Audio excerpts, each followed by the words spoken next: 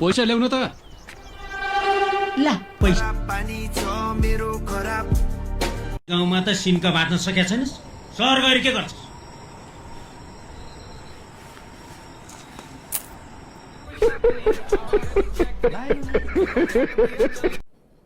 थाहा छ दाइ, गुराँस हाम्रो राष्ट्रिय फुल हो नि। देशभक्ति छोरोलाई त्यति पनि थाहा हुँदैन, स्कुलमा पढेको। साँच्ची दाइले 3 पढेर चाहिँ किन छोड्नु भा? फेल भएर हो। प्यारो सोल्टी काजी काजी काजी हाइट कतिवटा काजी हो? यो घर कसले थाम्छ?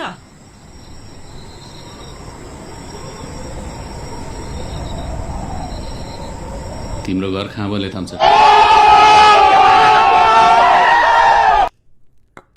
के सल्लाह छ तेरो चाहिँ? बिहे गर्नु परेन? बिहे बिहे होइन, के चाहिँ गर्छस् हा बिहे गरेर? एउटा छोरा एउटा छोरी जन्माउँछु। कैसा लगा मेरा मजाक? छोरी कति पढिस्? बिजनेसमा ब्याचलर्स गरेको मामा। यो त डाक्टर भन्दा ठुलो होइन? गजब बेइज्जती है। काजी दाई। हेलो, म बम काजी। अरे लाप्ताले वाक कान्छु गदालाई गन्ने मानेसँग हात मिलाउँछ। क्याम्पस जान्छु भन्थ्यो। ऊ अहिले बेरोजगारहरूको अध्यक्ष छ। बेरोजगारहरूको होइन, युवाहरूको अध्यक्ष हुँ।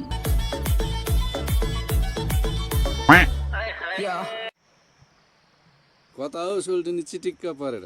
बाटै बाटो देखेन? आउ बास पुऱ्याइदिन्छु। पढा छैन, मेरो खुट्टा छैन र। तेरो खुट्टा काँधमा राखेर आराम गर्न त।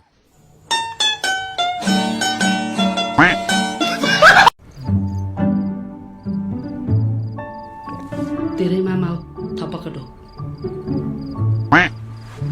आज औँसी लागेछ, भोलि डोगौँला। चाहियो के हो यो एमआईलाई एक्कासी? उमेर गइसक्यो नि, अहिले नभए कहिले हुन्छ? नभएपछि के गरौ त? खेताला खोज्नु।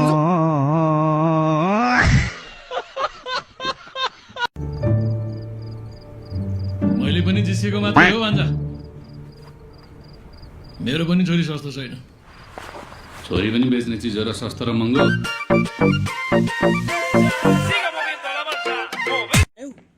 पार्टी खुवाउने होइन त?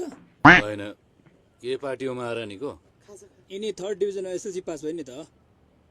ए पोस्ट त राम्रै ल्याएछ त। त्यो बिल ए काजी, तेरो सोल्टिनी खोज्नु जा त। चिन्ता नलिनुहोस् मामा, बढेको छोरी हराएको राम्रो, पछि खुसीको खबर बोकेर आउँछ।